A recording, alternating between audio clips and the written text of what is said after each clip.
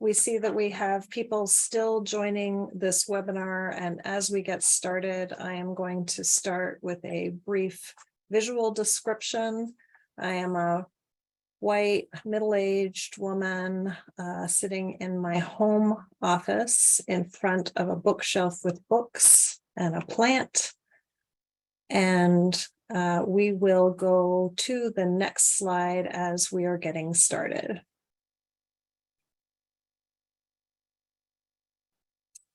Everyone, my name is Alex Bernardi, and I am one of the co-directors of the National Center on Advancing Person-Centered Practices and Systems. My co-director, Bevan Croft, and I are really delighted to welcome you to today's webinar focused on Pennsylvania's housing demonstration projects. And this is an exciting topic for us to delve into, specifically focused on housing and the good work of folks who are in Pennsylvania. A quick note that today's webinar is sponsored by our center, and we call it NCAPS. It is funded by the Administration for Community Living and the Centers for Medicare Medicaid Services, and we are delighted that through this funding, we can make these webinars free and open to the public. Next slide, please. A quick note that the goal of our center is to promote systems change that makes person-centered principles and being person-centered not something that is just an aspiration, but a reality in lives of people across the lifespan and around the globe. Today, we are focusing on really wonderful work that is happening in Pennsylvania. Next slide, please. A very short note about some of the webinar logistics. Participants are all muted during this webinar, and we do have the chat feature in Zoom open, and we encourage you to use chat to introduce yourself. I see people, they're starting to do that. And also you can engage in chat with other panelists and with other participants. Towards the end of the webinar, if we have time, we will have an opportunity for speakers to respond to questions that are entered into chat, and there will be some ongoing back and forth discussion in chat if you would like. This webinar will be live captioned in English and also live interpreted in Spanish. There are English captions which you can access using the CC button at the bottom, and live Spanish interpretation is accessed using the interpretation button at the bottom of your Zoom screen. It looks like a world icon or a little ball. Once you are in the Spanish channel, if you would like to access Spanish interpretation, please silence the original audio. It makes it easier to hear. This live webinar also includes polls and evaluation questions at the end, so please, if you can, be prepared to interact during polling times. Next slide, please. And after the webinar, we are happy to hear from you with follow-up questions at our email address, ncapps@hsri.org. This webinar will be recorded. It is being recorded and will be available along with the PDF version of slides and a plain language summary within a few weeks on our website, ncapps.acl.gov. Next slide, please. And now we have our first poll. We really want to hear who is here with us today. It's really helpful for the panelists. So everyone who's joining, we're looking to hear from you. How do you self-identify? You can choose more than one option, and we are seeing quite a number of responses coming in already.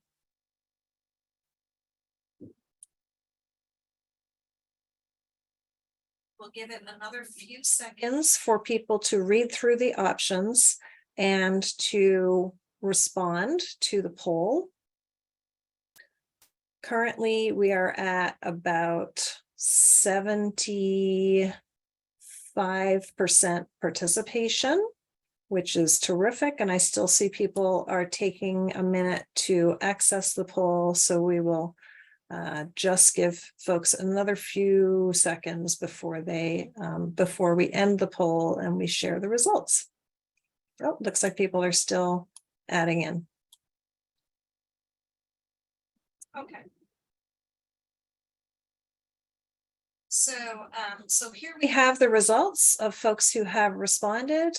It looks like we have a number of people with disability who identify as being a person with a disability, and family members of people who use services, including people who identify as self-advocates and peer specialists. Wonderful. About a third of the people here are care managers, case managers, support coordinators, social workers. We have researchers joining us here today, and people who represent community or faith-based service provider organizations. And we have another third who represent government employees. And that is, it's wonderful to have this group of folks that are representing here. Thank you. Thank you for taking the time to respond. And that's helpful for our panelists who are all here. Next slide. And here we have the list of panelists and speakers we're going to have today. To get started, I'm going to turn the rest of the conversation today over to Marian Fratarola Solino, who will be introducing each of the speakers as they join in the discussion. Marian is a co-founder of Values Interaction, an organization that offers individualized services exclusively to people in people's own homes and communities in New Jersey and Pennsylvania. And Marian also helped to start the Collaborative for Citizen-Directed Supports New Jersey and the Alliance for Citizen-Directed Supports, which are membership organizations focused on enhancing sustainable self-directed systems. With that, I would like to turn it over to my colleague, Marian. We're really glad that you and all the panelists are here today. Thank you, Alex, and good afternoon, everyone. My name is Marian. I am a Caucasian, middle-aged young woman. I'm wearing silver hoop earrings and a black shirt, and my background is blurred.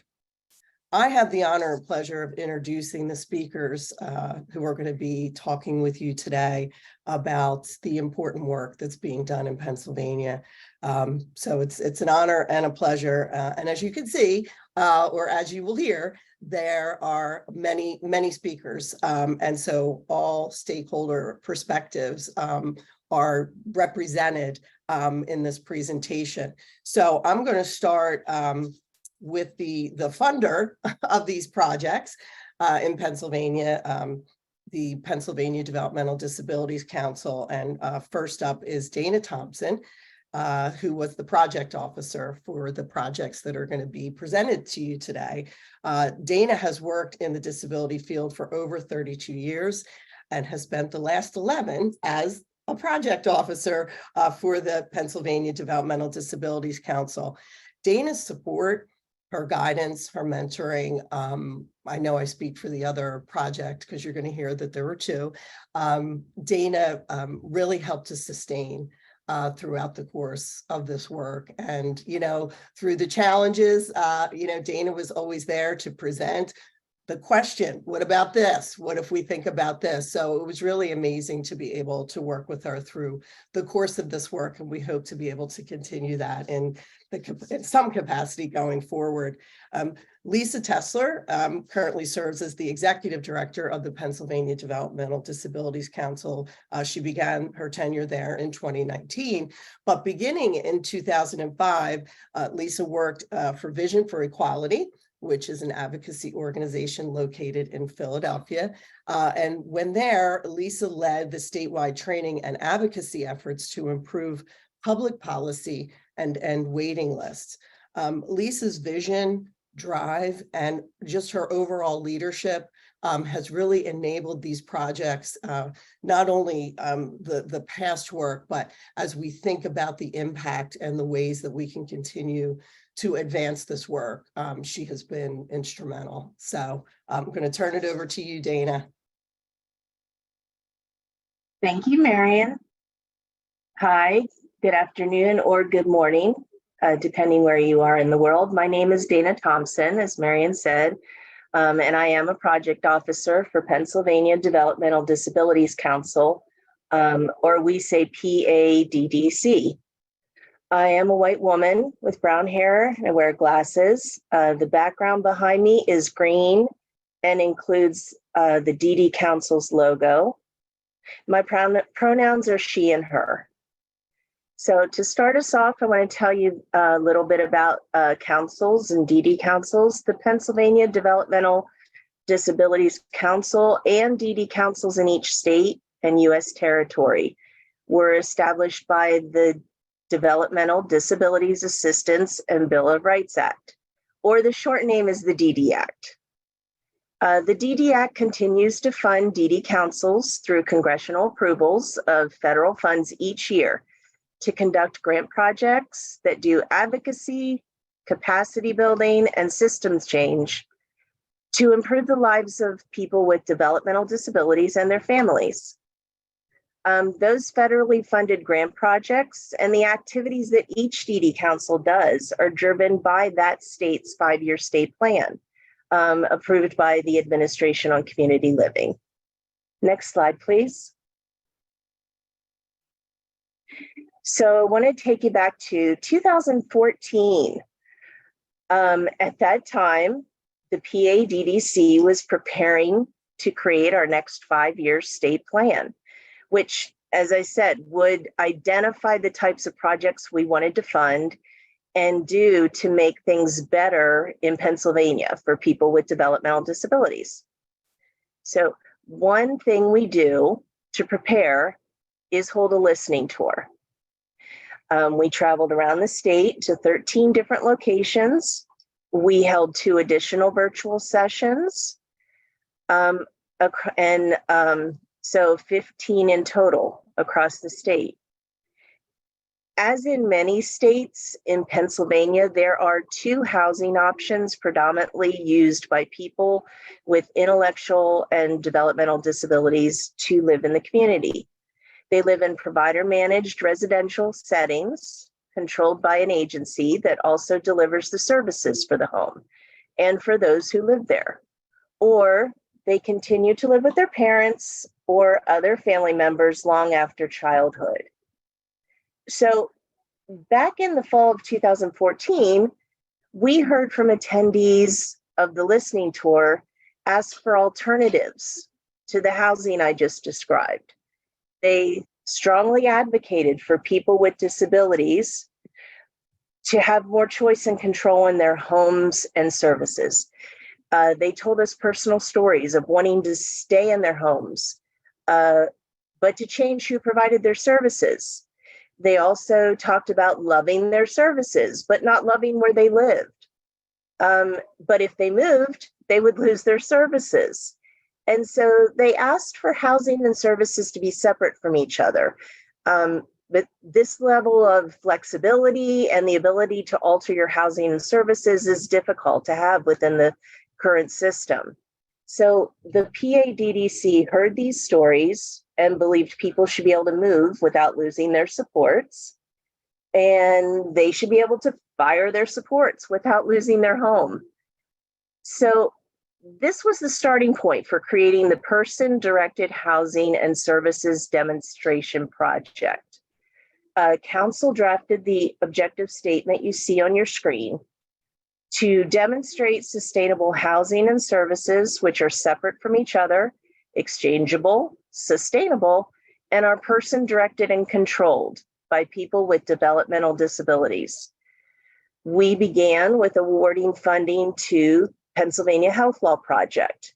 That first grant began in July 1st of 2017 and focused on supporting 2 groups of participants, one in an urban setting and one in a suburban setting. Next, we funded a second project, to Values into Action, who began October 1st of 2018 and focused their work with supporting participants in rural settings. So we wanted to explore and prove that through our demonstration projects, there are best practices and system changes that can make the objective possible. And now I want to pass our presentation to our Executive Director, Lisa Tesler. Good afternoon, everyone. My name's Lisa Tesler. I'm a 53-year-old white woman. I use she, her pronouns. I have brown and gray hair. Today, I am wearing glasses, a pink jacket. I also have a green background with the Pennsylvania Developmental Disabilities logo in my background. So next slide. I want to give you a little more data about why demonstrating person-centered housing was so important. So in Pennsylvania, there's independent monitoring for quality, and that's a survey where thousands of people are interviewed every year and asked questions about their quality of life. So looking back through the data collected in Pennsylvania, you can see that in 2010, 55% of the people interviewed said someone else chose where they live. And of those who had some control over where they lived, only 43% said they saw one other place, only one other place before they chose. And 66% of those people did not choose their housemates. In 2015, 51% of the people interviewed said someone else chose where they lived. And 44% of the people who had some control over the choice only saw one other place before they made a decision. In 2021, 46% of the people said someone else chose where they lived. And in 2021, and recently we started asking questions about whether people had the option to live in a non-disability specific setting. And only 46% of the people surveyed were given an option to live in a non-disability specific setting. And then we also asked people if they own their own home. And of the people served, only 2% said they own their own homes. And when you compare that to the data from the US Census Bureau for all people in Pennsylvania, the rate for all people in Pennsylvania for owner-occupied housing in 2017 through 2021, 69.2% is the owner-occupied housing rate. So you can see there's a huge gap between the home ownership rate of people with developmental disabilities versus the general population. So the council is very interested in closing that gap and having people's lives more closely match the general population. Next slide. We know that housing plays a really vital role in self-determination, choice, and control for people. I know that when my family relocated to Pennsylvania, we had a lot of decisions to make when choosing where to live. We prioritized things like neighborhoods with sidewalks. Where we chose to live, I can walk to a park, a pool, a library, shopping, and the elementary school. My husband, of course, I chose to live with him, and he wanted a garage, and I wanted a yard. So all of those things were essential elements in where we lived, and they are important factors in our quality of life. And so for people with developmental disabilities, they should have those same options in deciding what matters most to them in choosing where they live. So we, as the council, wanted to make sure that our housing projects focused on a person-centered approach where individuals and families could decide where they lived and all the systems and resources could respond to and organize around their needs. So this would require service providers, the disability systems, the housing resources and systems, and the community and resources to respond to them and organize around what mattered most to them. And we would need to change attitudes, longstanding beliefs about what's possible and how to support people. And it's hard work and it takes time. And our 2 grants that demonstrated that this is possible show that with commitment and an investment, authentic person-centered approaches to support people can lead to fully integrated, inclusive lives. It is possible for people of all abilities to thrive when offered the right options, supports, and resources. So I'll turn it back over to Marian, who will introduce David and the rest of the panelists. Thank you. Thanks, Lisa and Dana. So the next speaker is David Gates. And David is an attorney formerly with the Pennsylvania Health Law Project. He has advised and assisted countless people and their families on alternative housing models and best practices. And of all the things I admire about David, one of the most is that all of his work really centers the person and their family and promotes authentic choice and control on their part. David was the lead on one of the Developmental Disability Council's housing project grants highlighted today. And so, David, I'm going to turn it over to you and thank you for your vision, your perseverance, and the expertise, because you not only guided your project, but ours as well. Well, thank you, Marian. So yes, my name is David Gates. I am a white man in his 70s. My pronouns are he, him, and his.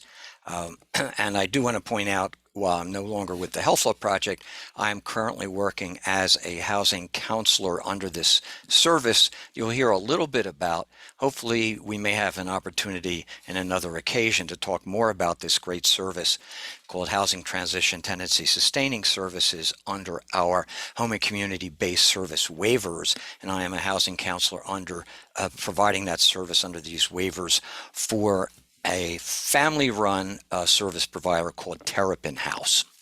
Okay, so I have a lot of slides here, so I probably won't have time to answer questions during my presentation, but please leave the questions in the chat and the NCAP staff will compile them and we'll try to answer them later. So the first thing we did in our project was to assemble our team.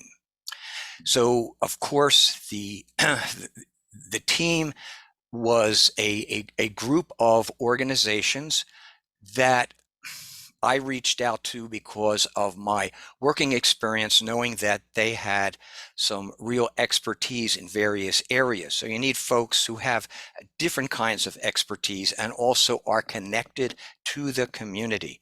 So 2 of the organizations that we work with, Families Can, who you will hear from later, and Carousel Connections, were tasked with recruiting our participants, self-advocates. We also had the Health Law Project and another legal advocacy organization called Regional Housing Legal Services, who brought the housing expertise to our team, and also the Pennsylvania Assistive Technology Foundation, which were our partners in both assistive technology, obviously, and financial education, we'll mention briefly later. And then in the 5th year of our team, we were pleased to include Values into Action in a special component, which we'll talk about a little later. While they had their own grant, they came into ours in the last year of ours. Next slide. There we go. Okay, so in terms of recruitment, we were focused on recruiting participants, self-advocates, people with intellectual disabilities and or autism who had the goal of person-directed housing in community settings that were separate from services. And each participant were evaluated, they evaluated their housing options with their family or circle of support to determine the model that best fit each person's preferences, needs, and resources. And you will hear from 3 of our participants later on this presentation in a video.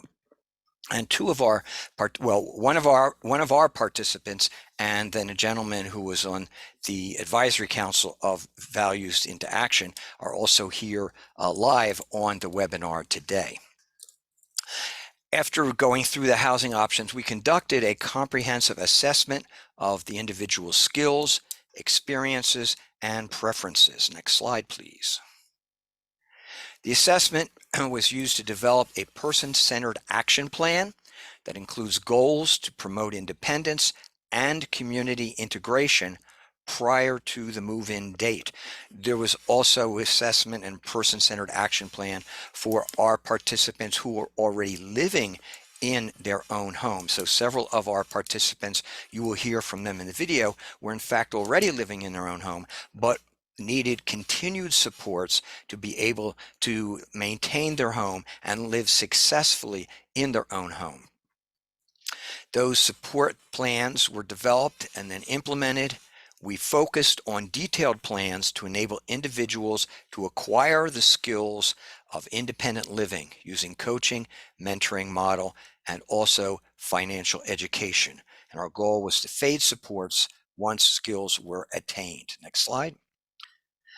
The support plans included assistance for our participants and their families to conduct networking in the broader community. That was really an important component of our model. We developed plans to increase community integration with a focus on developing new relationships as well as becoming more engaged in the community.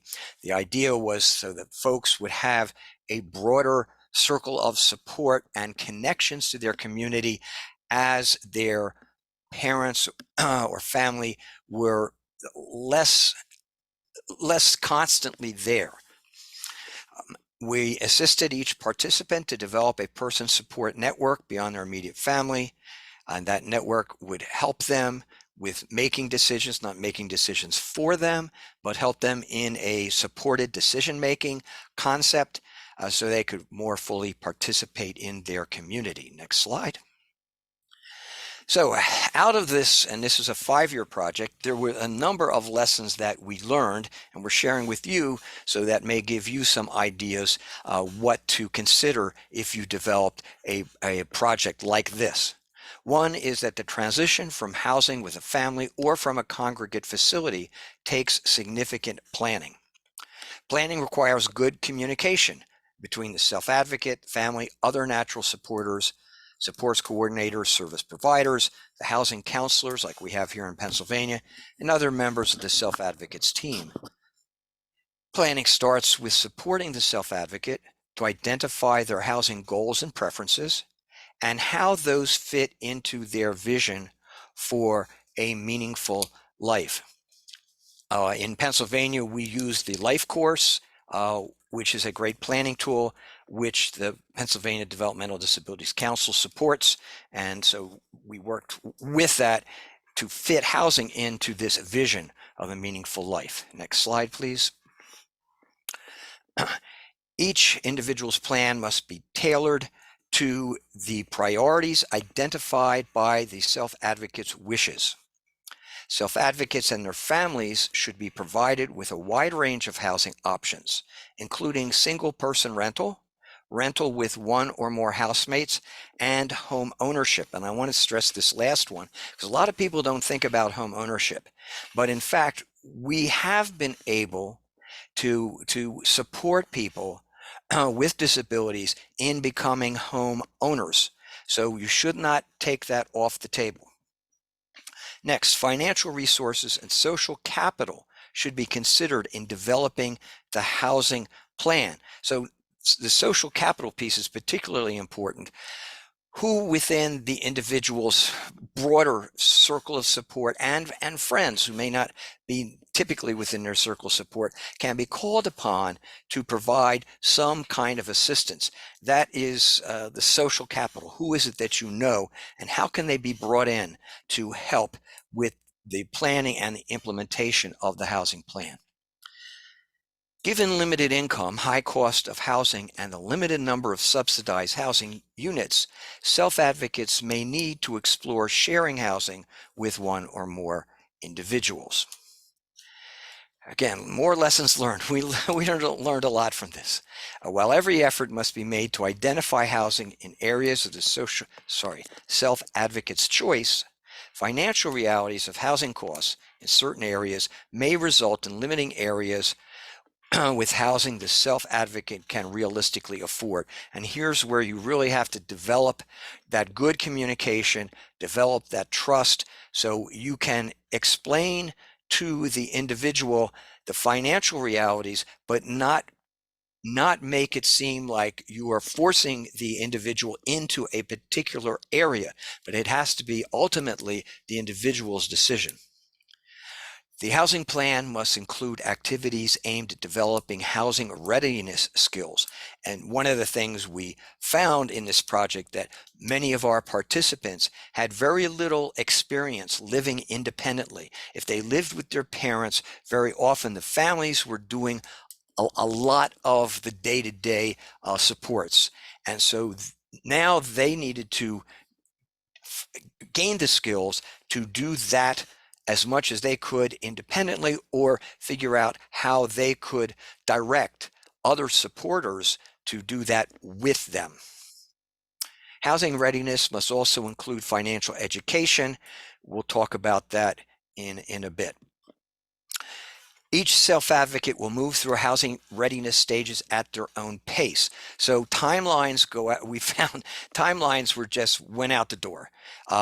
You can't have predetermined timelines. You have to go with the flow and see where people are in their stages of housing readiness.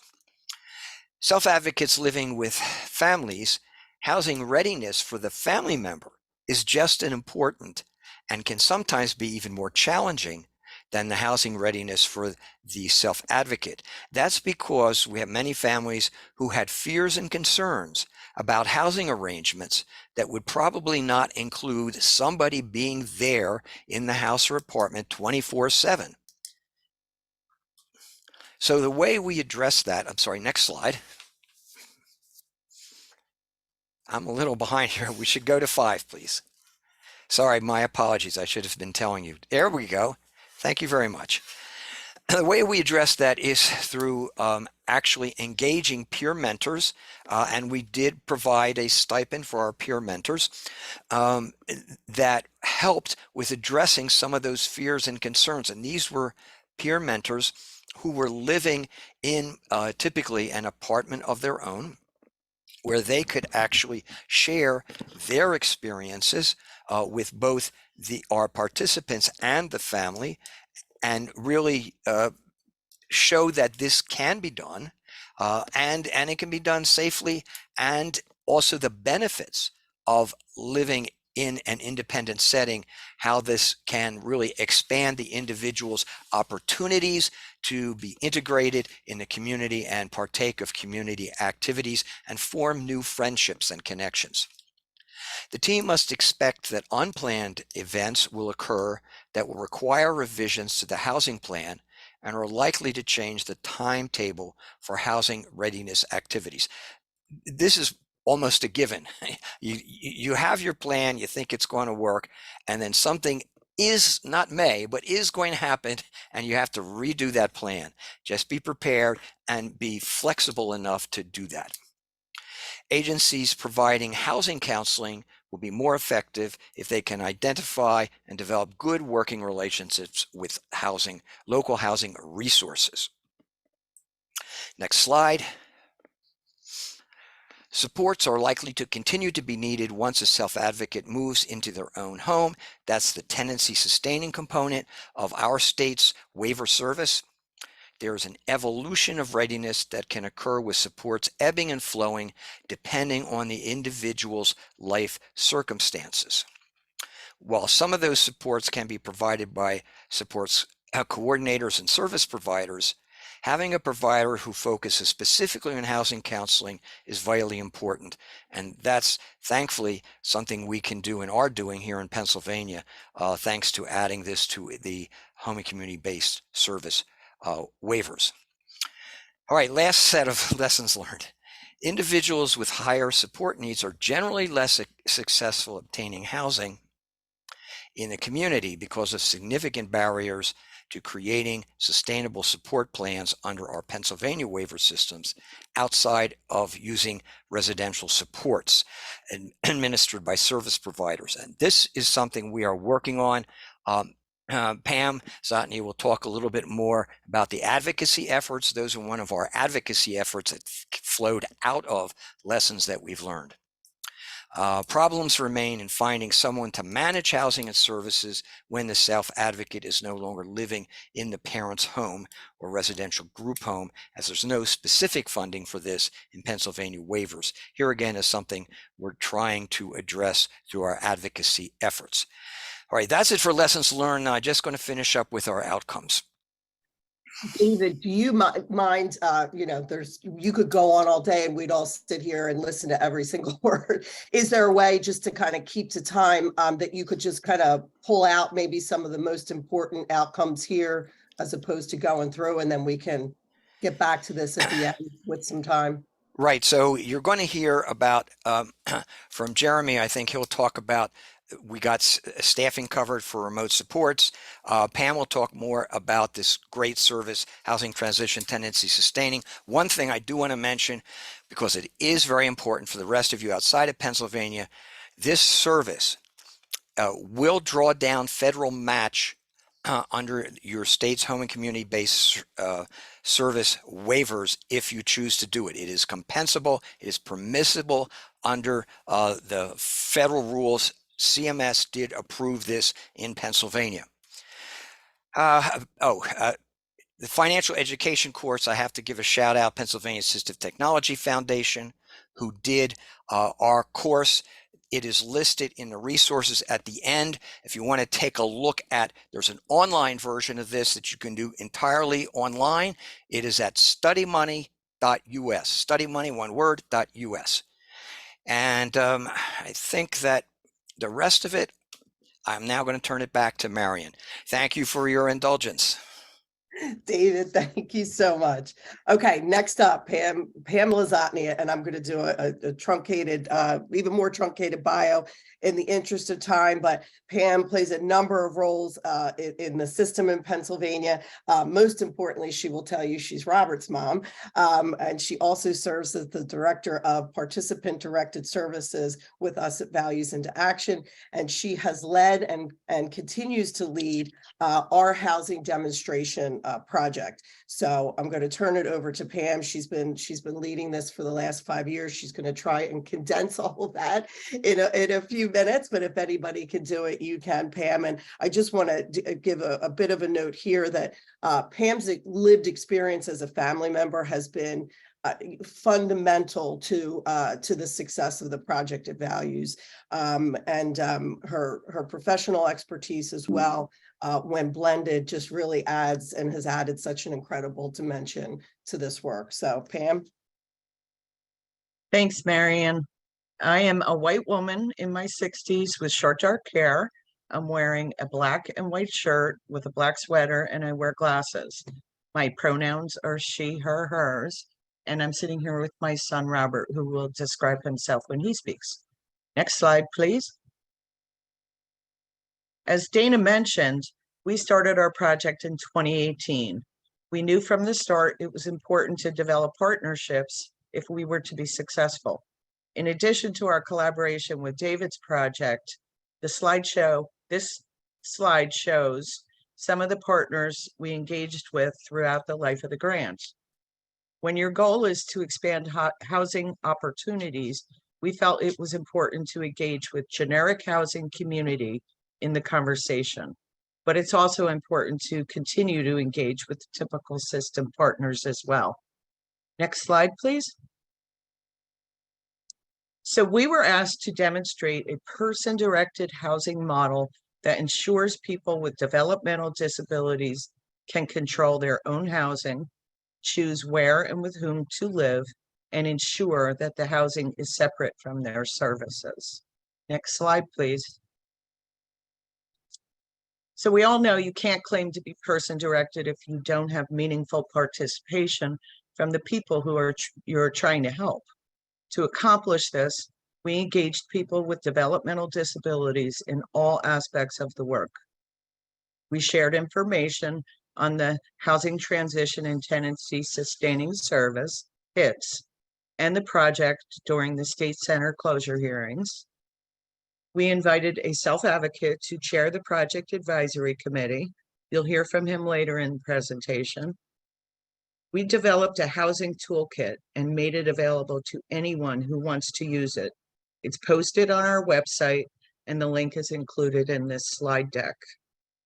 We engaged people who use HITS as speakers to share their knowledge and their experiences with others. We hosted a statewide housing symposium to share with a broader audience. We gathered feedback from people using HITS service to refine our practice, and we share that feedback with the Office of Developmental Programs as it comes in. And you already heard about the Isaac Housing Subcommittee, which we're very excited about, and I believe Jeremy will speak a bit more about that when he's up. Next slide, please. So through the work of these projects, the partnerships we developed, and the collaboration with the Office of Developmental Programs, we were able to positively impact change. When we started, the HITS service was limited to 10 hours annually and has since been increased to 160 hours.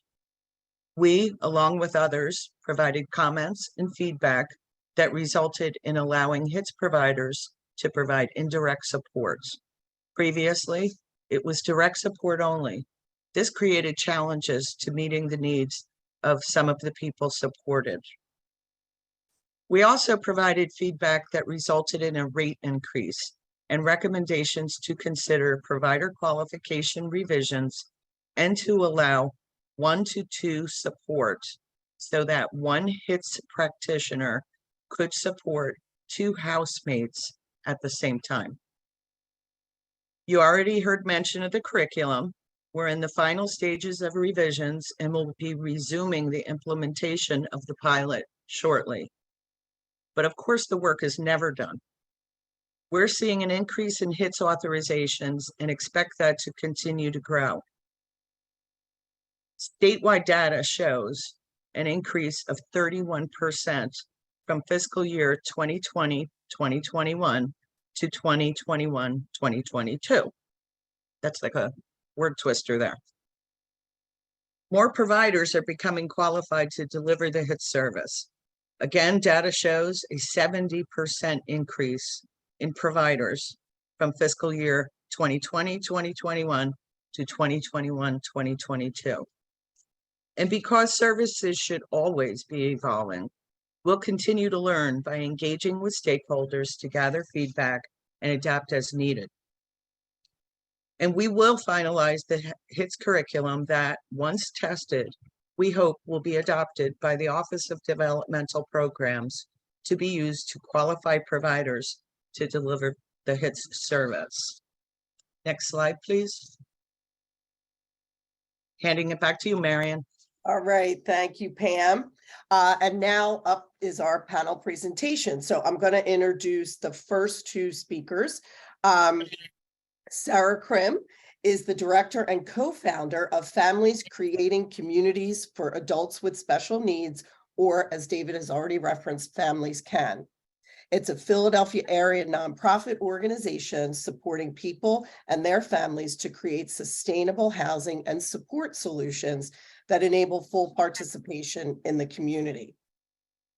After Sarah will, Abby will follow. Abby Martucci is the program director for Families Can, and in that role, plans, implements, and facilitates a variety of programs and services, including people with disabilities and their families. She advances Family Can's mission of ensuring everyone is able to live in the setting of their choice with the support they need to live their best life. Sarah and Amy will now present on their participation as a grant partner. And I have to say, before I turn it over to you, Sarah, that we've known each other for quite some time, and your tenacity and leadership, not just through this project, but through others, has served as a guide and inspiration for our projects as well. And Abby, our work with you has really demonstrated that you prioritize representation, and you're setting such a fine example today in your partnership with Michael. So I'm really honored to turn it over to you next. Thank you so much, Marion. Hi, everyone. Sarah. Yes, middle-aged woman with brownish gray curly hair. I wear glasses, and my pronouns are she, hers. So Families Can worked as a sub-grantee with the Pennsylvania Health Law Project on the Housing Demonstration Grant. Next slide, please. In the 5th year of our grant, we developed a pilot position, which we called a housing program coordinator. And this stemmed directly from one of the lessons learned during our prior 4 years of work. Individuals who qualify and select a residential model with their waiver funding receive staffing oversight and housing management services from their service provider. So this is a model where the service provider controls housing, staffing, and most other services for the individual. However, the individuals we supported to find housing and supports in the community lacked this oversight. In a self-direction model or an agency model, there is little staff supervision, especially for backup. Additionally, and critically, there is no one outside of family who oversees the housing setting. And this leaves individuals on their own for dealing with housing problems that can potentially threaten their long-term residential stability. The position that we piloted bridges this support and housing gap. We provided person-centered supports that helped individuals use tools and systems for problem solving, building independence, and exercising self-advocacy. We created the following video to showcase some of the individuals we supported through this work. Each person gave permission to be filmed, wrote their own script, and agreed to have you view it today. So I hope you enjoy these stories. Next slide, and let's show the video, please.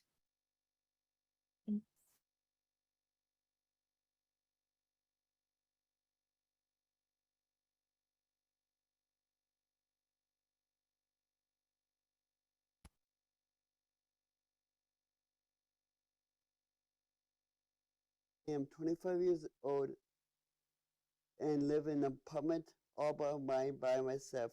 I moved to Philadelphia from Chicago a few years ago with my mom and my dad. We lived in a house together for a few years before I moved out on my own. I went an apartment in Philadelphia.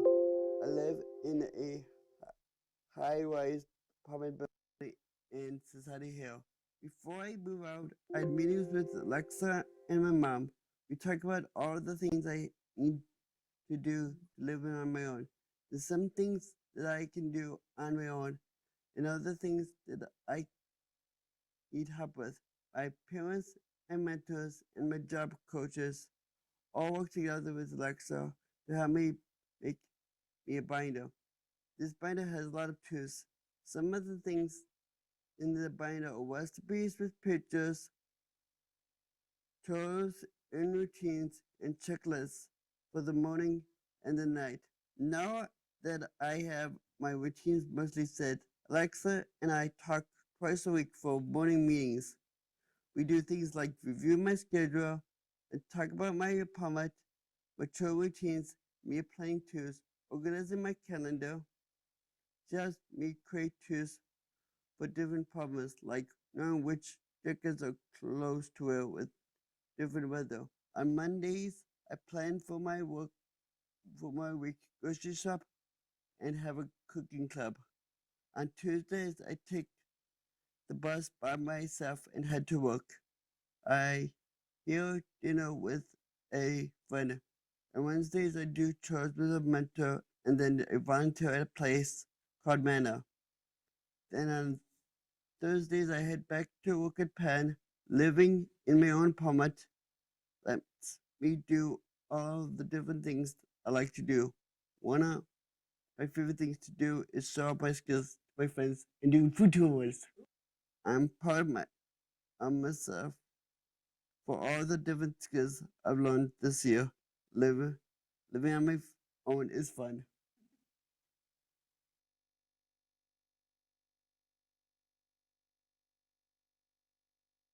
I enjoy learning about other places and seeing good things happening. I have a roof over my head and I pay my bills. Since September 2021, I appreciate in the housing affected project. Abby comes to my house a couple times a month and we work different projects together. Some of the projects we have worked on are a one-page profile about me that I can share with people, a list of instructions so that I can change my brittle water filter myself, a calendar to keep track of my appointments. I can verbally advocate for other people with disabilities by sharing my stories. Maybe there are other people out there who are not sure whether they should live on their own, maybe by themselves, or maybe with a housemate. I would like to tell them that they can be successful with hard work and the right support.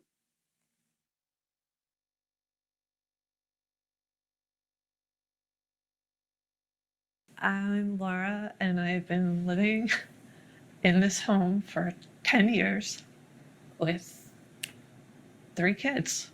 If you met me like in real life, it's like all these quirk emergency things like come up or whatever to where like I need to talk to Amber about something, or if I feel like something's being threatened, or if I feel like I don't understand a piece of mail or something, they kind of say, no, it means this. So yes, I can read it, but I don't necessarily understand quite what I'm reading, or especially the law part of it. They can kind of help me through it, and that's where my support comes in.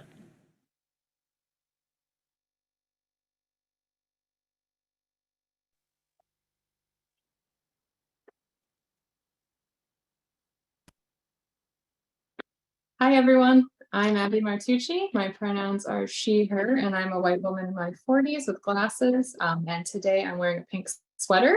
I'm here with someone you may recognize from the video you just saw. Michael, would you like to introduce yourself and share what you're wearing for folks on the call who might need that? My name is Michael Knox, and I'm wearing a blue shirt and blue pants and white socks and black sneakers. Great, thank you. And I've had the privilege of working with Michael on the housing facilitation pilot project, and we've continued to work together after the project ended, and his self-advocacy and home management skills have really continued to grow. So is it okay if I share a quick update? Yes. Okay. So Michael owns his own home, and a couple of weeks ago, he had a rough day as a homeowner, right? So both his bathroom sink and his heater broke on the same day. But he drew on his education as a self-advocate, and using the go-to list that he mentioned in the video, he was able to successfully schedule those repairs for both problems, as well as manage the visits from the plumber and the HVAC repair person when they came. And he checked in with his support team for advice. I know you called and checked in with me and your sister, but he really took charge of the situation, which might not have been the case if this had happened a few years ago, before he spent all the time working through the housing facilitation project to learn how to advocate for himself and to learn what to do and who he can turn to when things go wrong at his home. So that's a pretty big milestone, and it's also an illustration of how education and support programs can really help people to thrive as homeowners in the community, regardless of their disability status. And Michael is continuing to work as an advocate for himself and others. So do you feel empowered as a homeowner, do you think? I feel great. Awesome. So while we'd be happy to talk with you all day and share all of the awesome things that Michael's been up to, in the interest of time, we're going to turn it back over to Marion. Thank you, Abby and Michael. And Michael, we're really happy you got through that crisis. Again, thank you for setting such a wonderful example. Next up is more panel presentations. I'm going to introduce Dr. Amber Borelli first, and then Robert Zotnia. So Dr. Amber Borelli is the Housing Resource Coordinator with Values into Action. She leads the Housing Resource Team and supports people and their families living in Central and Eastern Pennsylvania. And she and her team help folks to find and obtain housing that is separate from their services. The team also works to deliver the housing transition and tenancy sustaining service, but for the purpose of this presentation, Amber is going to do her best to condense a lot of years of work into a few minutes. Amber, your energy and your housing expertise has been instrumental to the successful outcomes of this project. So I'm really excited for you to present. Before I turn it over to you, it's also my honor and with pleasure I introduce Robert Zotnia. Robert is an artist, self-advocate, and a change maker. He is employed by Self Advocates United as a power coach, and he contracts with us at Values into Action as a self-advocate advisor. And one of the things that he has done in that role certainly has been to successfully co-chair the project advisory committee for our housing demonstration grant. And Robert's leadership has led to the success of this grant and the work thus far. But I think Robert has done so much more in terms of setting just a really clear example of what commitment to social justice and a commitment to your community truly looks like. So I'm going to turn it over to you, Amber, and then you'll turn it to Robert. Robert is then going to introduce our closing speaker, Jeremy Yale from the Office of Developmental Programs. So it's yours. Awesome. Thank you, Marion. I am Dr. Amber Borelli. I am a white woman in my fabulous 40s. I have brown/gray hair. It's tied back in a messy bun today, wearing glasses and a sage green shirt. And there's a chalkboard in the back in my background with hearts and words of affirmation. And my pronouns are she, her, and hers.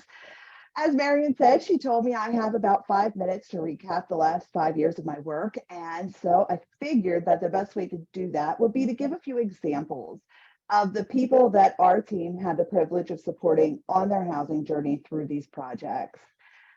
You saw Miss Laura on the video. She is now living in a new apartment that is subsidized and allows her to use the savings from her employment on her everyday needs she often neglected before because she just couldn't afford them.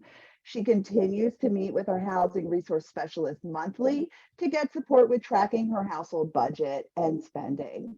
She's gaining confidence through rebuilding her credit and her rental history, and I'm so excited to see where Laura goes over the next year or so. Obviously, no two housing situations are alike.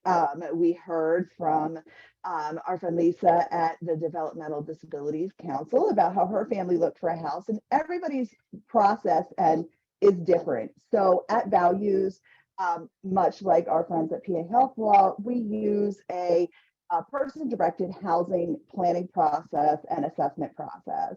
And this assessment and plan help people and their families and the people that are supporting them to really take a look at how they would like to do this thing called housing. Someone is telling me my microphone is a little bit goofy, so give me just 1 second. I'm hoping that this is better. It's better, Amber. Thank you. Good, no worries. Sometimes technology, you know, we just got to be flexible, I guess. So just like being flexible with our technology, we have to be flexible when we're planning for housing. No two people, no families, no supports look the same. And the goal of the housing transition and tenancy sustaining service is really to help people figure out what their ideal housing situation is and what steps they'll need to take to get there. This person-directed approach really puts the housing seeker in the driver's seat. We're working with one family now to help them identify their next steps to home ownership through a rent-to-own program that's available to anyone in their community. So we're really super excited about helping people with home ownership. Another person we support is currently living in a transitional living program that's available to, again, anyone in the community experiencing homelessness. And he is working to obtain his first apartment. We have two fellows who decided to be roommates, and we did a lot of work helping them plan for that.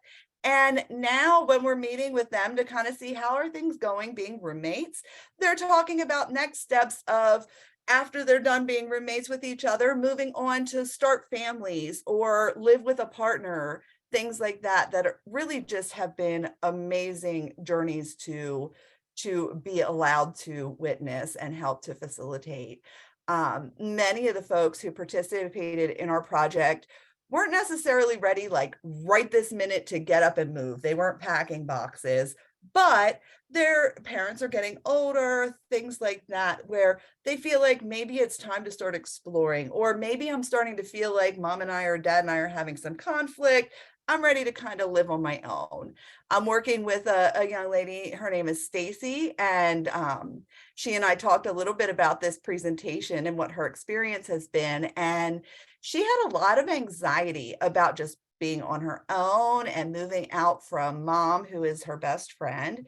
So we really meet virtually to just talk about a list of things that Stacy made of things she wants to do without her mom's help. We really move at her pace and work on the things that she wants to work on.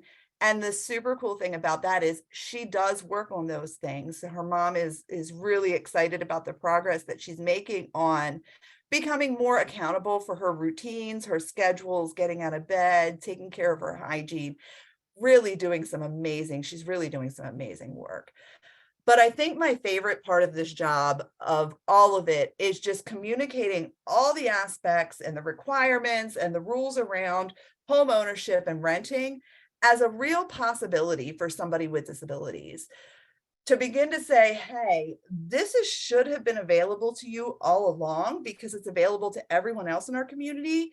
So let's dream big. And yeah, maybe we don't have the resources for the mansion on the beach. I don't either. I cry about it all the time, but I bet we can work together to find the most important pieces of that dream house that make you feel most at home and help you to make a plan to put that into steps that can be a reality for you.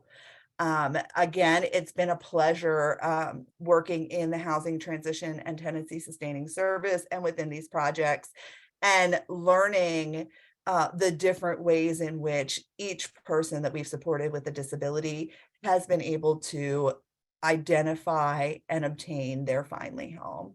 So now I'll hand off the pin screen to my friends and colleague, Robert Zatnia. Robert, take it over. Thanks, Amber. I'm Robert. I'm a 36-year-old white male with dark curly hair sitting in a wheelchair, and I'm wearing a black and white Johnny Cash t-shirt. My pronouns are he, him, his. I want to tell you why I got involved with the housing demonstration project. Throughout my life, people have tried to tell me what is best for me. They're well-meaning people, but they don't always understand what I want. I have some challenges. I use a wheelchair for mobility, various alternative communication techniques, and I have complex medical needs and receive behavior supports. But I also have a ton of abilities. I know what I want. I want to control my life. Where I live, who I live with, what I do, and who supports me. For a brief period a few years back, I lived in a group home. My family and I thought it would be the best way to support my needs. But it didn't work out the way we thought it would.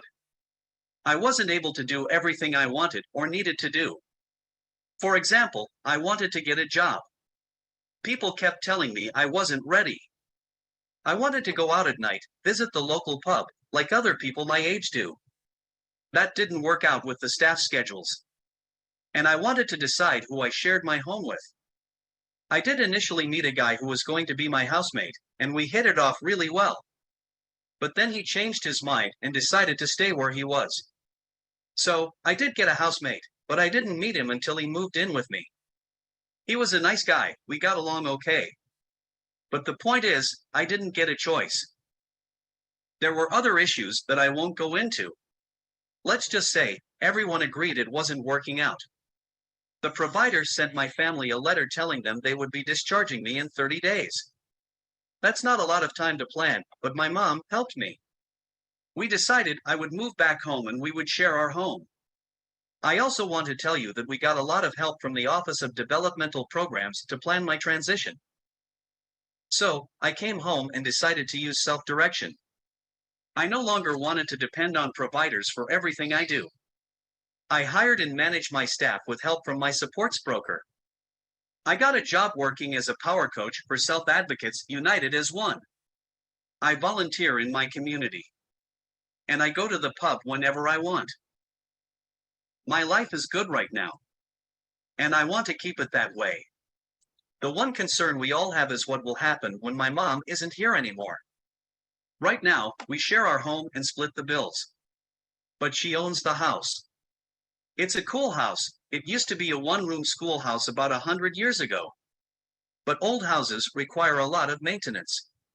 So, we recently decided to look for a different house, and when we find the right one, we're going to buy it together.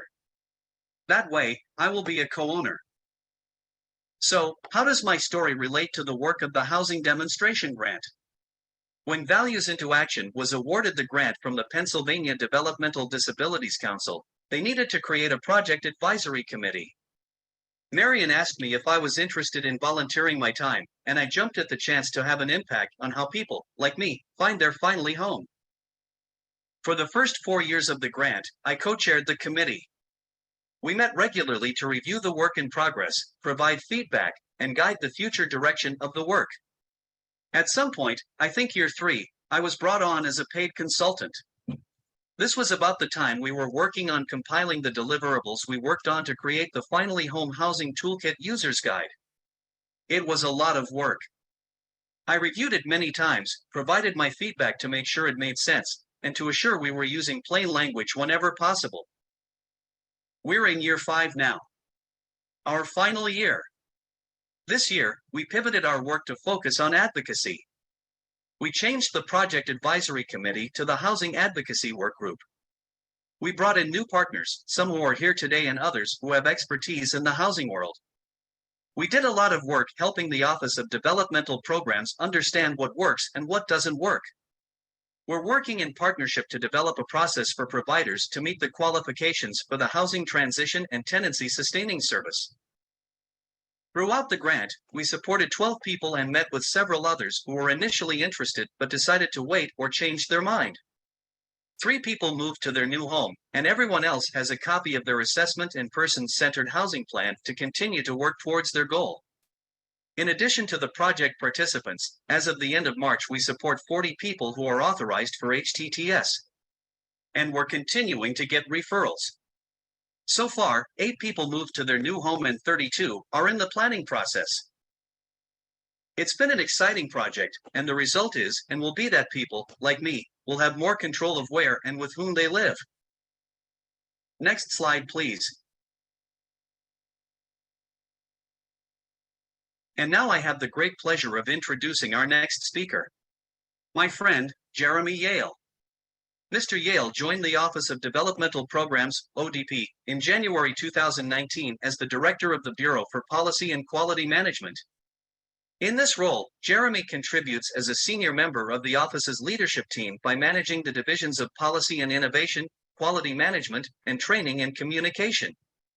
Prior to joining ODP, Mr. Yale served for 5 years as the County Administrator for the Lackawanna-Susquehanna Behavioral Health, Intellectual Disabilities, and Early Intervention Program.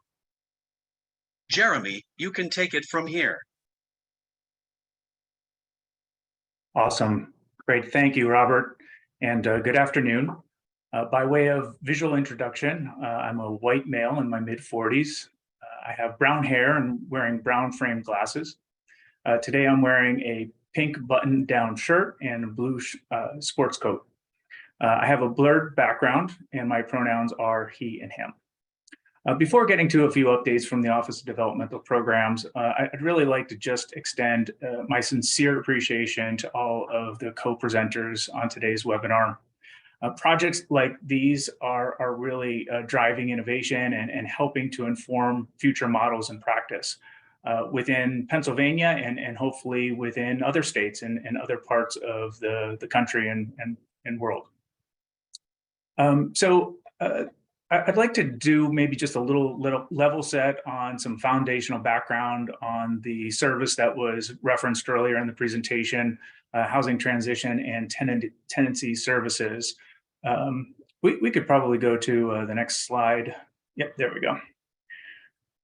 So this service was added to our 1915C waivers back in 2017. So it's now 5.5, 6 years later, and we're finally beginning to see some progress. In 2019, to better understand some of the slow adoption that we were seeing with HTTS, ODP convened a discussion with some of our providers and other stakeholders, really to try to identify the success that providers were having and also identify some of those barriers. So 2 themes emerged. Really, there was a lot of support for the service definition itself, but there was slow adoption due to low rates. So in January of 2022, we nearly doubled the rate of this service from $10.48 a quarter hour to $20.24 a quarter hour. And again, I think in addition to the HTTS curriculum that was described, this rate change will really help us advance. So where are we today?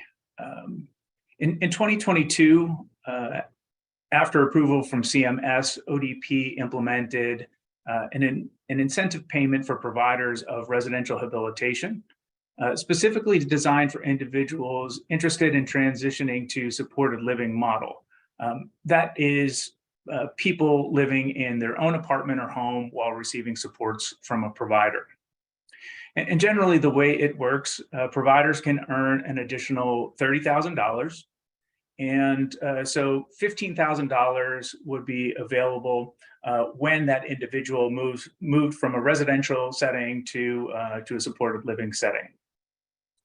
After 6 months and determination that it was a successful transition, the provider can earn an additional $15,000. So why did we do this? A few reasons, and for starter, quality of life. One thing that we know from our national core indicators data is that it really indicates better outcomes for people living in supported living and in their own apartments and in their own homes. We see higher satisfaction, better community integration, and better access to natural supports. This model also lowered costs. So to give you a sense of the scope of that, so including the $30,000 incentive payment, successful transition would result in an average net savings of about $85,000 per person annually.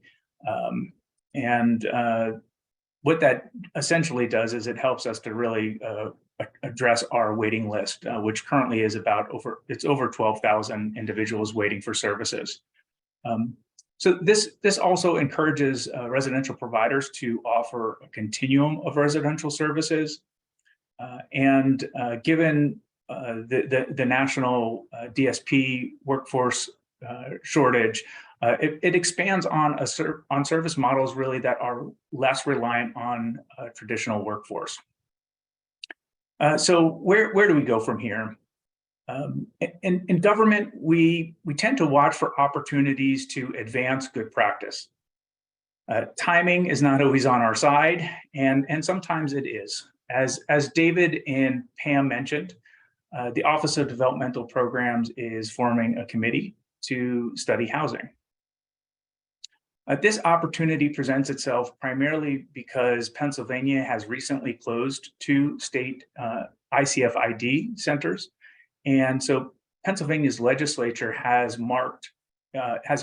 earmarked any direct savings from those state center closures to be directed to a home and community-based services augmentation account for individuals with intellectual disabilities and autism. So these funds can really only be used in very specific ways, primarily to address direct support professional, the quality of supports, as well as for housing for individuals with intellectual disabilities. So there are plans to direct these funds, and we are engaging stakeholders through our information sharing and advisory committee, and really looking to our deputy secretary is very interested in exploring how things like housing subsidies might be integrated into expanding housing, as well as opportunities for housing development that will ultimately help individuals gain access to affordable, safe housing options. So really exciting opportunities.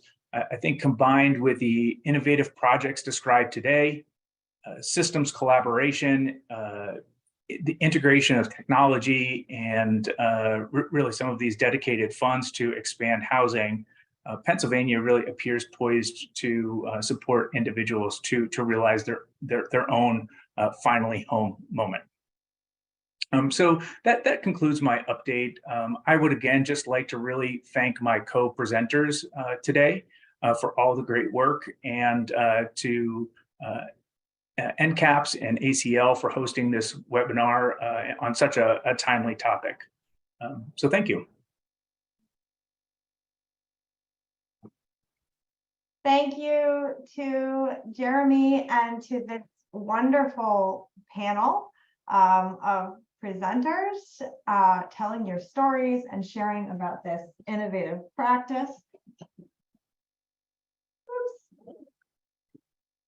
My name is Bevan Croft. I co-direct the National Center on Advancing Person-Centered Practices and Systems. I am a white woman with hair pulled back in a ponytail, hoop earrings, and I just had to step away from my home office desk to shut the door so that you don't see my partner in the background. We have about 10 minutes for questions and answers. There have been some excellent questions posted in chat, so I'll start with those. If you have any other questions, you may enter them into chat. We won't have time to get to all questions, but we will post written responses to the questions on our website, along with the recording and the slides. We've had a number of questions and then sort of echoed, really interested in understanding whether and how these projects and this project that you've engaged in can be inclusive of people who have more complex support needs or higher support needs. This was touched on in some of your presentations, but would love to open up the floor to folks who'd like to speak to that question in a little more detail.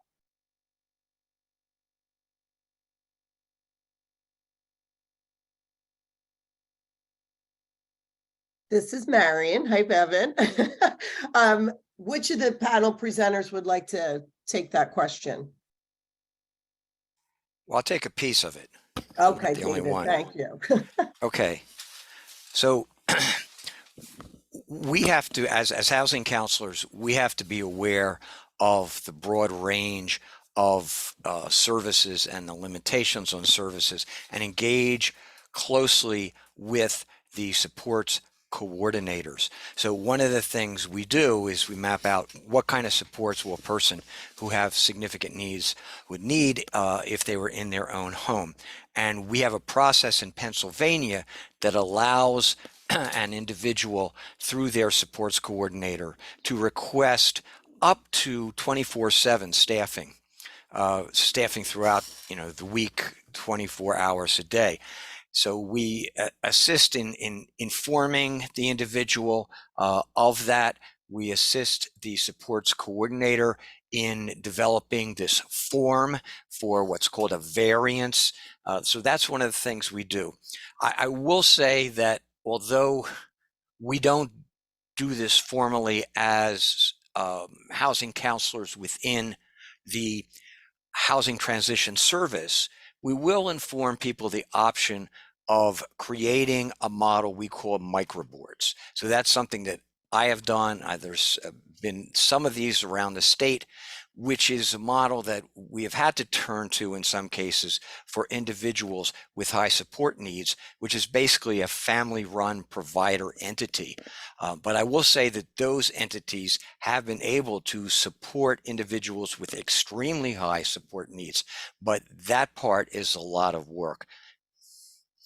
And I'll cede the floor to anyone else who wants to talk about this issue. This is Marion again. Pam Zotny, I didn't know whether you maybe wanted to answer that question about, because there were several throughout the webinar that showed up in the chat about for people who need or are looking for 24/7 staff supports, how is this possible to separate out housing from their services? Sure. Thanks, Marion. I'm sorry, I had to step away for a minute to help Robert. But Robert happens to be a person who has 24/7 support through the waiver. And it is possible. There are several other people we support across the Commonwealth who also have that. It has to be justified, of course, based on their needs. There's a process that you go through with the Office of Developmental Programs annually to re-justify that. They call it a variance. We have done it now for several years, and some people think that's a horrific process, but it really is quite easy. It's just, if the need exists and you are able to respond to the questions with your supports coordinator, who typically does that on your behalf, variances will continue to be approved.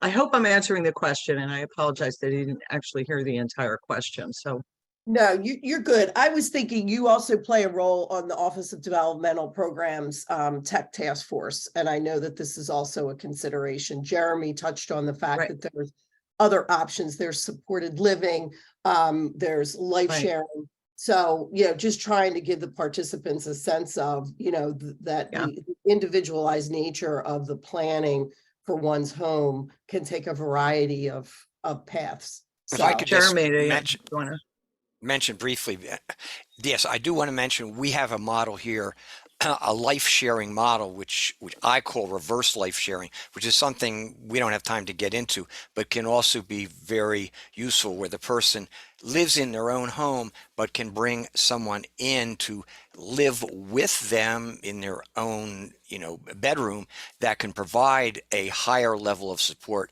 without utilizing paid support 24/7 or without utilizing a group home. Thank you to Dave and to Pam. Maybe Bevan, just one more comment on that. I would just get a plug in. So thinking about individuals that have complex needs living in their own space, remote supports are doing some really remarkable things. And if you're unfamiliar, we generally have direct support professionals in an off-site location with a relationship with that individual that they're providing care to, being able to interface and have real-time two-way conversations. That might not fill all of the time and care that individual needs, but it can fill some of that time. So thank you. Thank you, Jeremy. This is Bevan again. I would like to ask a related question that I think is important, and that's that, we hear a lot of thinking about family living and living with family, but we did get a question in chat. How does this, how might this look for somebody who does not have family in the picture, to participate and get assistance with this type of program?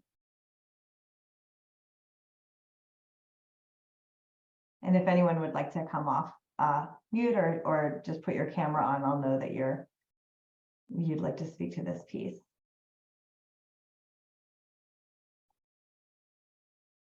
It's me again, Bevan, because I just can't stand an empty space, right? So does any of the panelists want to take that, knowing there's only a few minutes left? I was trying to also respond in the chat, Bevan. I'm sorry, so I didn't get the full question. There you are, Jeremy. Thank you. Yeah, but I'm just simply going to tee up David, because I know that he has worked with some folks where, trying to create some symbiosis where individuals that may need a roommate to help out with rent, but are also, willing to support someone with a disability to kind of get up and get moving, and medication prompts and whatever else, any other supports that person might need.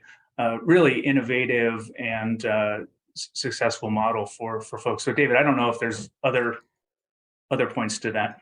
Well, actually, I would like to point out, we've heard from Abby from Families Can, who is supporting Michael, who is really, he has a sister who lives some distance away, but so certainly our contractors worked with individuals directly, not necessarily always with the families, and so yes, we have supported individuals where the primary focus has been the individual with much less family involvement. So Michael's an example of how that can be done.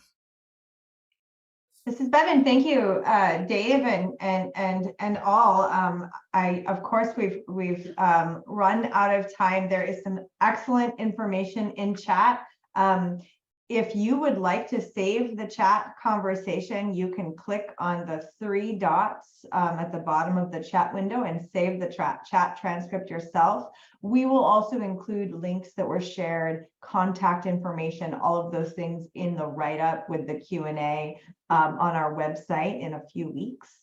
And just one more very warm thank you to the team from Pennsylvania that shared this rich, important information from so many different perspectives. We value you and the work that you're doing, and it's so important to us at NCAPS to highlight really innovative practices that embody person-centered thinking, and this is clearly one of those. So thank you to all. Before you leave, we would appreciate it if you could please answer the 6 questions that popped up on your screen. These are our webinar evaluation questions. We look at them every time and use this information to improve our webinars in the future. We hope that you join us for future webinars. Keep an eye out for announcements on our mailing list. And we hope to see you all again soon. Have a wonderful afternoon.